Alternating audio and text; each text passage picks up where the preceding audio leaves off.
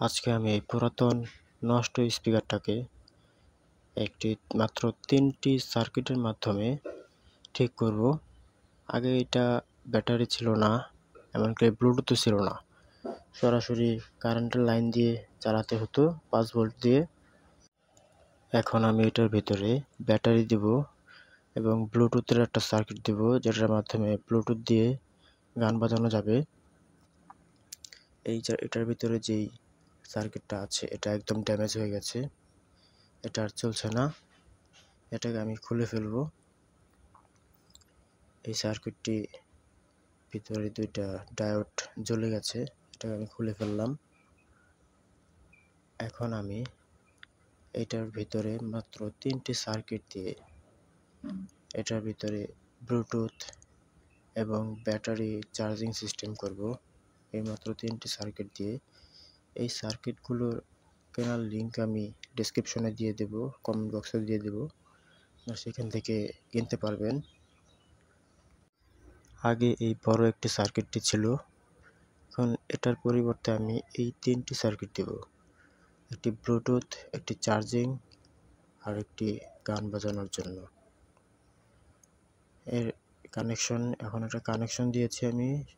এটা কিভাবে কানেক্ট করতে হয়, আমি এই সোল্ডারিং করতে হয়, এটা একটা পিকচার আমি উপরে দিয়ে দেব।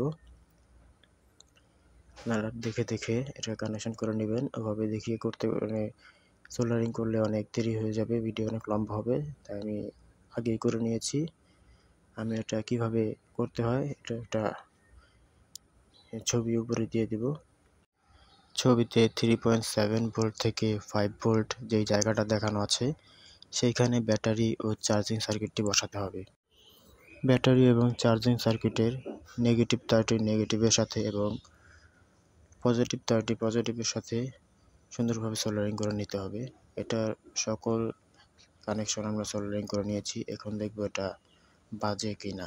চলুন দেখি। এটাকে আমি এখন ব্যাটারির লাইনটি দিয়ে আগে দেখব, পরে বাকি কাজগুলো করব। দেখি বাজে কিনা।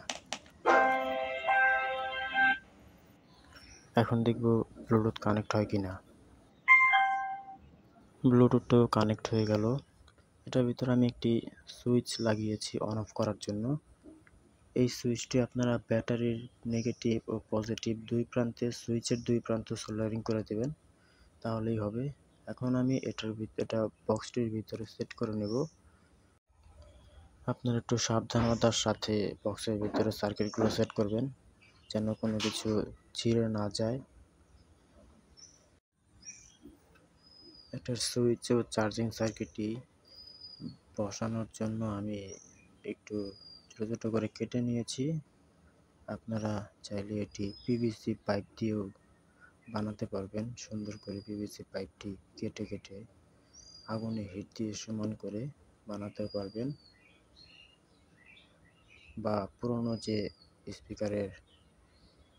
যে স্পিকারটির যে বক্সটা আছে ওটার ভিতরে আপনারা সেট করতে পারবেন। সার্কিটগুলো অনেক ছোটো ছোটো, সমস্যা হবে না। চার্জ দিয়ে নিয়েছি, এখন আমি দেখব এটা বাজে কিনা।